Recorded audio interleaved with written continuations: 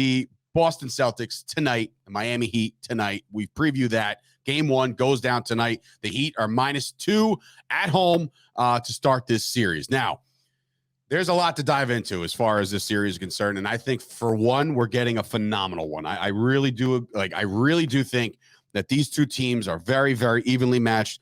They only played each other 3 times in the season this year in 2021-22. The Celtics won 2 of 3 of them, and not only did they win, they blew the doors off them. So that's something to think about.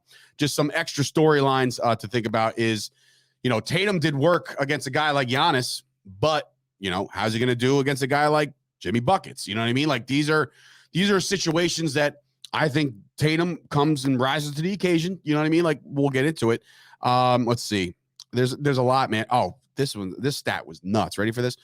Boston made 53 more threes than the Bucks last series, and the team in the NBA that's given the highest 3 percentage, Miami Heat.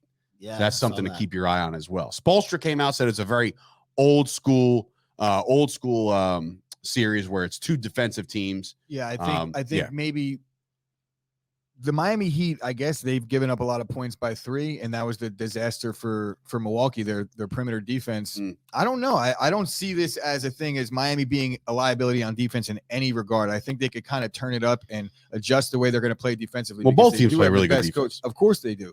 But I just don't see Miami's perimeter defense being an issue in a 7-game series. I do think they're going to struggle to stop both Tatum and Brown because Jimmy Butler is a great defender, but he's going to be asked to do a lot on both sides of the floor. And now he's not by himself, that's for sure. But in terms of having 2 guys that are similar in terms of a wing, Jimmy Butler's going to have his hands full in this series.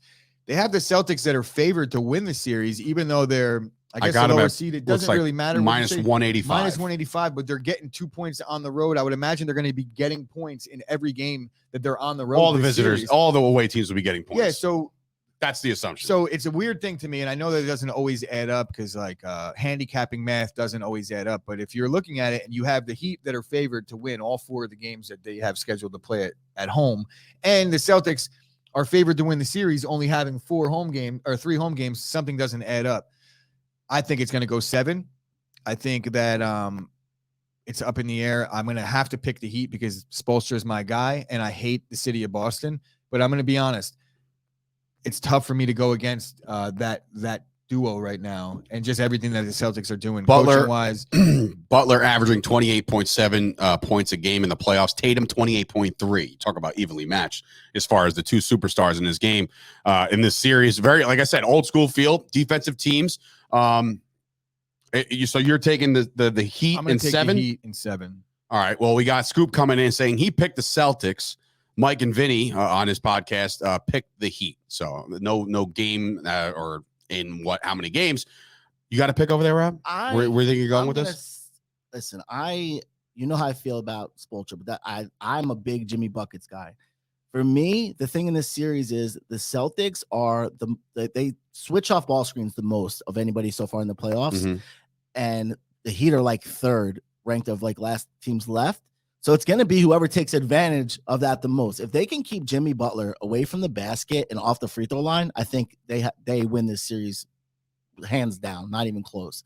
But then you look at depth as well. So who do you think has the deeper bench? I know Hero, whatever, 6th man of the year. But you look Hero or Hero? Hero. When he's off the floor, they score more.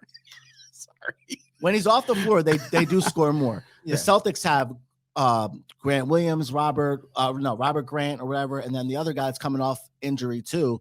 Their bench is a little deeper than them, and they also play more than the Heat play their bench.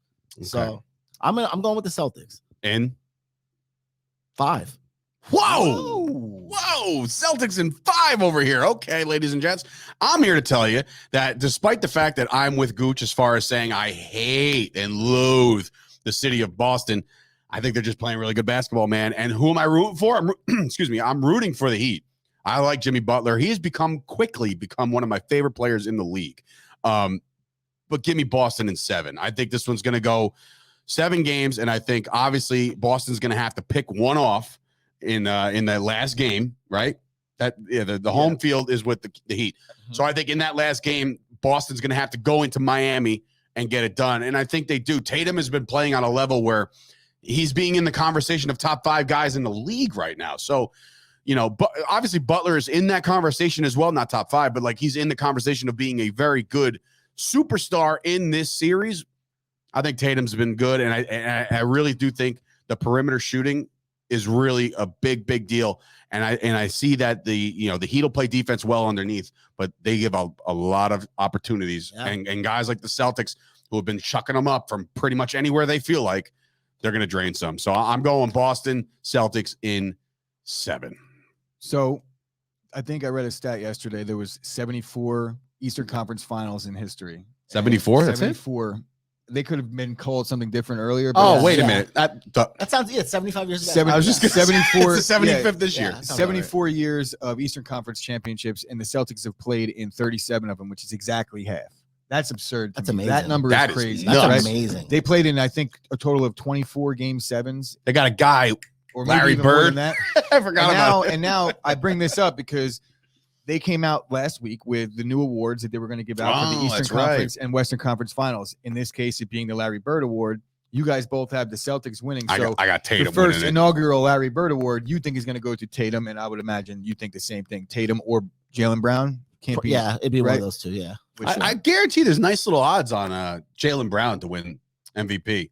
Plus money, obviously, but like over Tatum. I would say they're probably all plus money. I know. When it comes to bets like this, they're all plus money, but he might be maybe a nice little payout. He might be like third, because he's a second star on the Celtics. Tatum will be first, then you probably go Butler. Second. So who's winning the MVP for the Miami Heat? Who's winning the Larry Bird Award? Jimmy Buckets? Jimmy Butler. Okay. Yeah. I'm with it. All right. Listen, and you guys go with Tatum. Rooting for the Heat. That's the deal. Let that be known. I'm rooting for the Heat. I do not like